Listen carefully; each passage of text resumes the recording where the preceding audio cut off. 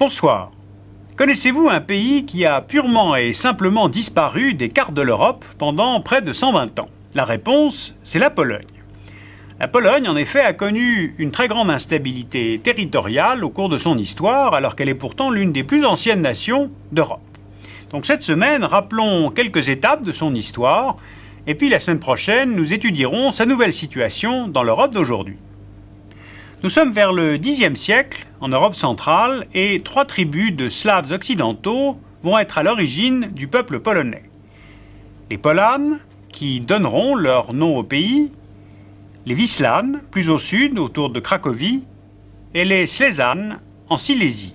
Ces 3 tribus se rassemblent sous l'autorité du Polane Mieszko Ier, qui fonde la dynastie des Piast.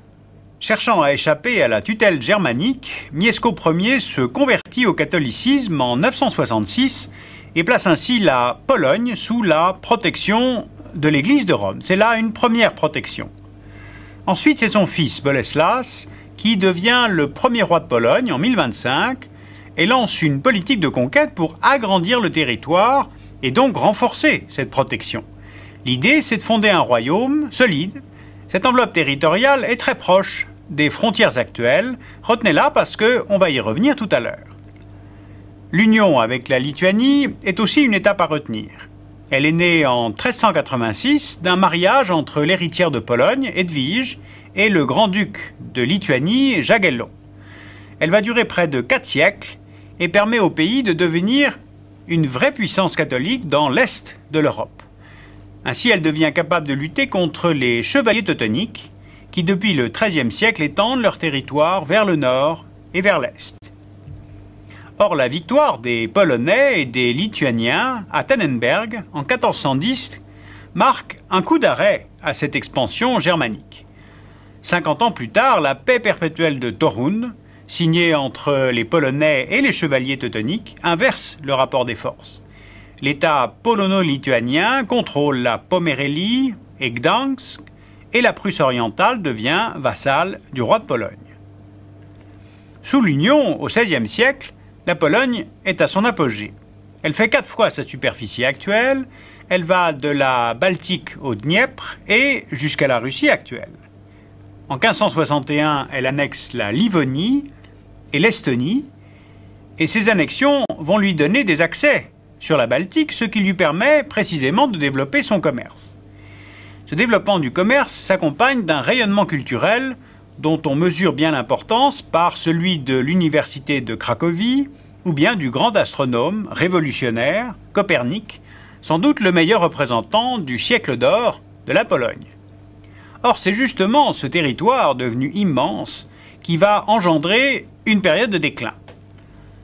La monarchie élective, affaiblie, suscite des convoitises chez les voisins de la Pologne qui vont provoquer, à la fin du XVIIIe siècle, ce qu'on a appelé les partages de la Pologne, c'est-à-dire la disparition pure et simple du pays, littéralement mangé par la Russie, la Prusse et l'Autriche. Vous voyez sur la carte, la Prusse récupère les territoires de l'ouest polonais, Pomérélie, Grande-Pologne, Mazovie.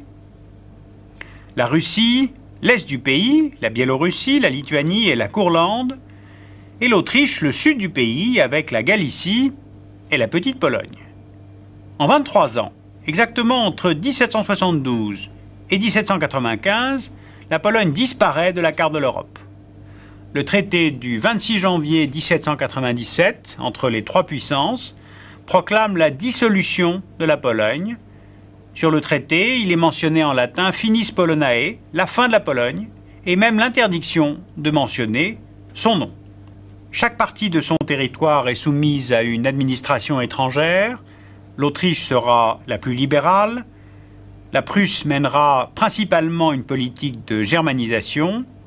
Et la Russie sera la plus répressive. On trouve là d'ailleurs l'une des origines de l'antagonisme profond qui existe entre Polonais et Russes. Alors la Première Guerre mondiale marque un tournant, c'est-à-dire la réapparition du pays sur les cartes de l'Europe. Lors du traité de Versailles, c'est l'un des 14 points de Wilson et il prévoit la création d'une Pologne indépendante avec accès à la mer. À l'ouest, lui sont attribués la Poznanie allemande et le corridor de Danzig, ce qui lui donne effectivement un accès de 70 km à la mer Baltique. Cela satisfait la Pologne, mais mécontente profondément l'Allemagne, qui se retrouve coupée en deux par le corridor de Danzig. À l'est, la Pologne veut récupérer ses territoires d'avant les partages du XVIIIe siècle. Et bien après plusieurs mois de confrontation militaire avec les soviétiques, la frontière orientale de la Pologne est fixée, finalement, en 1923, à cet endroit-là que vous voyez sur la carte, c'est-à-dire à environ 200 km de la ligne Curzon. Cette Pologne reconstituée a une superficie de 388 000 km², elle compte 27 millions d'habitants, de très nombreuses minorités, qui représentent près de 30% de sa population, et en plus, elle est entourée de pays hostiles à son existence même. Le célèbre pacte germano-soviétique, qui a été signé en août 1939, contient d'ailleurs un protocole secret qui prévoit à nouveau un partage du pays entre l'Allemagne nazie et la Russie soviétique. C'est exactement ce qui se passe après l'invasion de la Pologne par l'armée allemande, la nouvelle frontière entre les deux États étant fixée sur la rivière Bug. Après la guerre, la conférence de Potsdam va faire réapparaître la Pologne sur la carte de l'Europe. Elle reprend justement une configuration très proche de ce qu'était son territoire il y a 1000 ans, lorsque régnait le roi Boleslas. Mais surtout, vous pouvez le constater, en 1945, elle se déplace vers l'ouest. Le pays est reconstitué au profit de l'URSS et au détriment de l'Allemagne vaincue, par l'intégration des territoires allemands situés à l'est de l'Oderneisse. Il faut savoir que 40% du territoire polonais d'aujourd'hui était allemand avant 1945. Et les populations allemandes sont alors expulsées vers l'Allemagne en 1948.